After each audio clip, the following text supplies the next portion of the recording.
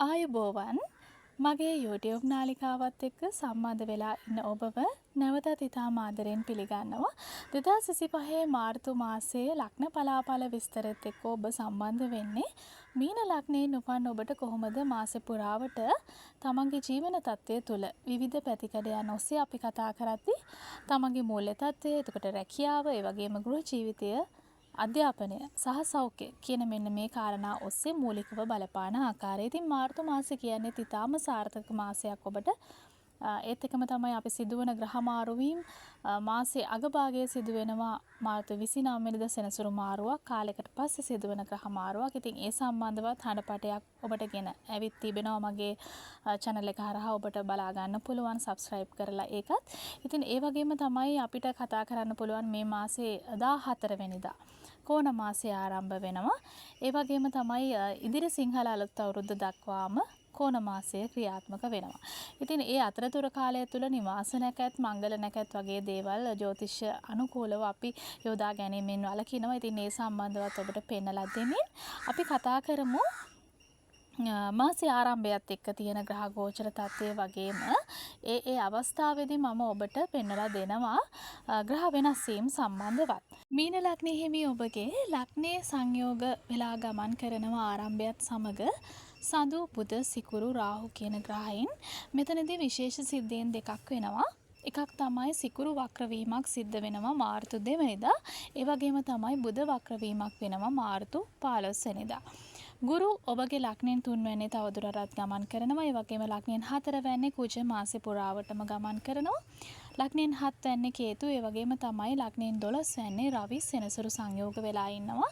මාර්තු 14 වෙනිදා දක්වා රවි ඔබගේ ලග්නයෙන් 12 වෙනිදා සිට ඉන්න අනතුරුව ලග්නයට මාරු වෙනවා.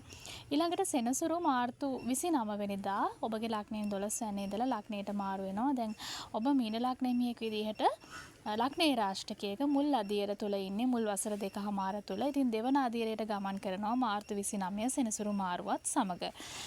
ඊළඟට මේ කරුණු අදාළ කරගෙන අපි කතා කරමු ඔබගේ මූල්‍ය තත්ත්වයට සහ ආදායමට කොහොමද මේ කරුණු බලපාන්නේ කියලා. ආදායම් තත් සම්බන්ධයෙන් සහ මුදල් ලැබීම් සම්බන්ධව අපිට නිර්වචනය වෙනවා සහ නිවේදනය වෙනවා 11 වෙනි තුල. ඉතින් ඔබගේ ලග්නයෙන් 11 වෙනි පාලනය කරනු ලබන්නේ සෙනසුරු 12 වෙනි ස්ථානගත වෙනවා. එතකොට අපිට මෙතනදී පැහැදිලිව අවබෝධ කරගන්නට පුළුවන් ඔබගේ තියෙන මුදල් එහෙම නැත්නම් ආදායම් කොපමණ Tamanට ලැබුණත් සමහර වෙලාවට අනපේක්ෂිත වියදමක් හින්දා මුදල් ස්ථාවර කරගැනීමේදී විශේෂයෙන්ම ආදායම් තත් ස්ථාවරව පවත්වාගෙන යාමේදී ඔබට ගැටලු සහගත තැන් නැති වෙන්නට පුළුවන්. ඒ වගේම තමයි අපි කතා කරොත් ඔබට යම් කිසි මුදලක් ඉතිරි කරගන්න එහෙම නැත්නම් රැස් කරගන්නට හැකියාව තිබෙන බවක් පෙන්වුම් කරනවා. ඔබගේ ලග්නෙන් දෙවැන්න පාලනය කරන කුජ 4 වෙනි ස්ථානගත වීම. ඉතින් මේක ගොඩක් කැපකිරීමක් මත කරන්න ඕන දෙයක්. මොකද ගොඩක් වෙලාවට තියෙන්නේ වැය පැත්ත. ඉතින් ඒ හින්දා අපි නිතරම උත්සාහ කරන්නට ඕනේ තමගේ සහ උත්සාහය මත ආදායම් සැලකිය යුතු මට්ටමක පවත්වාගෙන යාමටත් යම් මුදලක් එක්රැස් කර ගන්නටත් හැකියාව තිබෙනවා. ඒ වගේම තමයි අපි ගත්තොත් මේ කාල සීමාව තුළ ඔබට විශේෂයෙන්ම සමහර වෙලාවට දේපල සම්බන්ධ කටයුතු කෙරෙහි ඇතිවන වියදම්, ඒ වගේම තමයි සමහර වෙලාවට ඇතම් ජන්මපත්‍ර වල පිහිටීම් අනුව මේ කරුණු සිද්ධ වෙන්න පුළුවන්. නමුත් මම පොදුවේ මේ කරුණු ඔබට පැහැදිලි කරන්නේ. අපි ගත්තොත් වස්තු හානි හරහා ඇතිවෙන යම් යම් අලාභ, ඒ වගේම තමයි අපි ගත්තොත් නීති ගැටලු වගේ දේවල් හරහා සිදුවන වියදම්, ඒ වගේම තමයි සෞඛ්‍යමය ගැටලු. ඉතින් සමහර වෙලාවට පවුලේ අයගේ ඔබේ සෞඛ්‍ය හරහා සමහර වෙලාවට අනපේක්ෂිත විදිහට සිදුවන වියදම්. ඒ වගේම තමයි මේ කාල සීමාවන් තුළ ඔබ ප්‍රවේශම් වෙන්නට ඕනේ අසුරු කරන අය හරහා සමහර වෙලාවට පාඩු සිද්ධ වෙන්නටත් පුළුවන්. ඉතින් ගොඩක් වෙලාවට මම පෙන්වා දුන්න පැතිකඩයන් ඔස්සේ සමහර වෙලාවට අනපේක්ෂිත වියදම් ඇතිවීම නිසා අර මම කිව්වා වගේ ඔබට මුදල් රඳවා ගැනීමේදී සහ මුදල් ස්ථාවරව පවත්වාගෙන යාමේදී ලොකු ගැටලුවකට මුහුණ පාන්න පුළුවන්. ඉතින් ඒ තත්ත්වයන් පැහැදිලි කරගෙන ඉරිරව් කරගෙන අවබෝධ කරගෙන ඉදිරියට යාම වැදගත්. ඊළඟට අපි කතා කරමු ඔබගේ රැකියාව සම්බන්ධව. එතකොට රැකියාව සම්බන්ධව කතා කරද්දී මීන ලග්න හිමි ඔබගේ ලග්නයෙන් 10 වැන්න. එහෙමත් නැත්නම් රැකියාව සම්බන්ධයෙන් නිවේදනය වෙනවා 10 වැන්න තුල. 10 වැන්න පාලනය කරනු ලබන්නේ ගුරු. එතකොට ගුරු තවදුරටත් 3 වැන්නේ ස්ථානගත වෙනවා. ඉතින් මේක හිතකර තත්ත්වයක්. අපි ගත්තොත් රැකියාව ව්‍යාපාර කටයුතු වලට යහපත් තත්ත්වයක් වෙන්නුම් කරන්න පුළුවන්.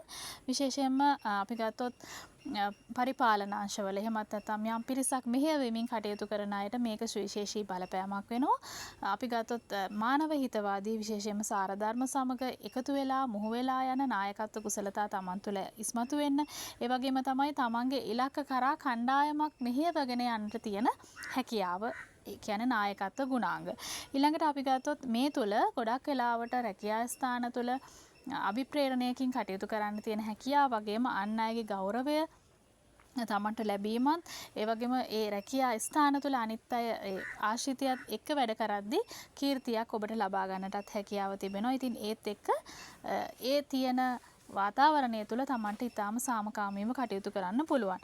ඒ වගේම ඇතැම් අයට රැකියා උසස් වීම තමන්ගේ තත්ත්වය ඉහළ යාම සම්බන්ධවත් අපේක්ෂා තියාගන්න පුළුවන් මේ ආශිර්වාදයත් එක්ක. ඒ වගේම තමයි ව්‍යාපාර කටයුතු කරන අයටත් තමන්ගේ කීර්ති නාමය එහෙමත් නැත්නම් තමන්ගේ ව්‍යාපාරය වෙනුවෙන් තියෙන පිළිගැනීම වැඩිවීමත් එක්කලා තමන්ගේ වෙළඳපොළ කොටස හොඳින් අත්පත් කරගන්නට ඒ වගේම තමයි මාසය තුල තමන් සකස් කරන සැලසුම් උපාය මාර්ග මේ දේවල් සාර්ථක කරගෙන ව්‍යාපාරමය වශයෙන් ඉහළට යන්නට හැකියාව තිබෙන මාසයක්.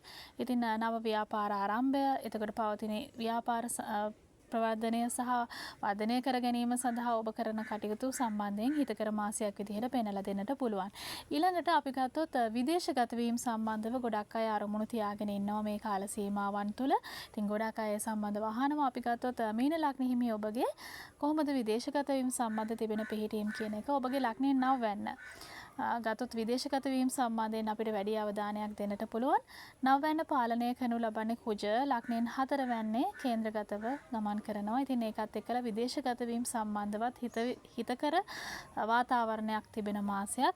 ඉතින් ඒ තත්ත්වයට ඔබට පෙන්වුම් කරන්න පුළුවන්. ඊළඟට ගෘහ ජීවිතය සහ සම්බන්ධතා ගැන කතා කරද්දී මුලින්ම සම්බන්ධතා ගැන අපි කතා කරොත් ලග්නයෙන් 5 වැන්න මීන ලග්න හිමි ඔබගේ පාලනය කරනු ලබන්නේ සඳු ස්ථානගත වෙන්නේ අපි ගත්තොත් එක රාශියක දින කිහිපයක්. ඉතින් ඒ හින්දා සමහර වෙලාවට ඒ සම්බන්ධතා පවත්වාගෙන යාමේදී හිතකර දින කාලවකවානු ඒ වගේම තමයි සමහර වෙලාවට සමහර උච්චාවචනය දෙන්න පුළුවන් අවස්ථා තිබෙනවා.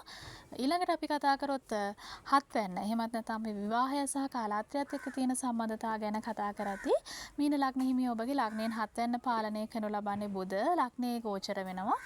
එතකොට මෙතන දුරල රාශියක ඉන්නේ. නමුත් සිකුරුත් එක්ක සංයෝග වෙලා මෙතන නීච භංග යෝගයක් නිර්මාණය කරගෙන ඉන්නේ. ඉතින් එහිදී අපි ගත්තොත් පවුලේ සමාජිකව එහෙම නැත්නම් විවාහ සහකරු සහකාරියත් එක්ක තියෙන සම්බන්ධතා ඊටාම ශක්තිමත් අයුරින් පවත්වාගෙන යන්න පුළුවන්. ඒ වගේම තමයි ගැටලුවක් ආවත් ඒවා ආදරණීය වටපිටාවක් තුළ විසඳ ගන්න ඔබට හැකියාව තිබෙනවා. ඉතින් රාහු කේතු ස්ථානගත වීමත් එක්ක තවදුරටත් සැලකිලිමත් වෙන්න සමහර වෙලාවට අපි ගත්තොත් ඒ කටයුතු කරගද්දී ඇතිවෙන අදහස් සෝමාරු කිරීමේදී යම්කිසි පරස්පරතා මේවා හින්දා ගැටලු ඇතිවීමක් පෙන්눔 කරනවා. නමුත් සමස්තයක් විදිහට ගත්තාම ඔබට ගෘහ ජීවිතය සම්බන්ධයෙන් ඊටාම වාසනාවන්ත මාසයක් විදිහට පෙන්눔 කරන්න පුළුවන්. ඊළඟට අපි ඊළඟ කොටසට යමු අධ්‍යාපනය සම්බන්ධව. අධ්‍යාපනය සම්බන්ධයෙන් කතා කරද්දී ද්විතීක අධ්‍යාපනය ගැන කතා කරමු මුලින්ම. ඔබගේ ලග්නයෙන් 5 වැන්න පාලනය කරනු ලබන්නේ සඳු ස්ථානගත වෙන්නේ එක රාශියක තියෙන කිහිපයක්. එතකොට අපි ගත්තොත් මෙතනදී ඍණාත්මක බලපෑම් නොමැති නිසා 5 වැන්නට ඔබට පුළුවන් තමන්ගේ කටයුතු ඉතාම හොඳින් කරගෙන යන්න. ඒ වගේම තමයි දුවා දරුවන්ගේ අධ්‍යයන කටයුතුත් හිතකරව ඉෂ සිද්ධ කරගන්න. ඊළඟට අපිට කතා කරන්න පුළුවන් උසස් අධ්‍යාපනය ගැන. උසස් අධ්‍යාපනය ගැන කතා කරද්දී ලග්නයෙන් 9 වැන්න පාලනය කරනු ලබන්නේ කුජ 4 වැන්න ස්ථානගත වෙනවා. ඉතින් මේක ඉතාම හිතකර තත්ත්වයක්. උසස් අධ්‍යාපන අරමුණු වලට ඉතාම හොඳින් අවස්ථාව සැපයන ග්‍රහ පිහිටීමක්. ඒ වගේම තමයි අපි ගත්තොත් පරේක්ෂණ උසස් අධ්‍යාපන විදේශගත අධ්‍යාපනය ගැන විශිෂ්ට ප්‍රතිඵල ලබාගත හැකි මාසයක් විදිහටත් පෙන්눔 කරන්න පුළුවන්. අවසාන වශයෙන් අපි සෞඛ්‍ය ගැන කතා කරොත් සෞඛ්‍ය ගැන කතා කරන කේ වැදගත්කම තමයි මේ සියලු කටයුතු අපිට ඉෂ සිද්ධ කරගන්නට හැකියාව ලැබෙන්නේ අපි කායිකවත් මානසිකවත් නිරෝගීව හිටියොත් නිසා. ඉතින් මුල් සති දෙක තුල ගත්තාම මාර්තු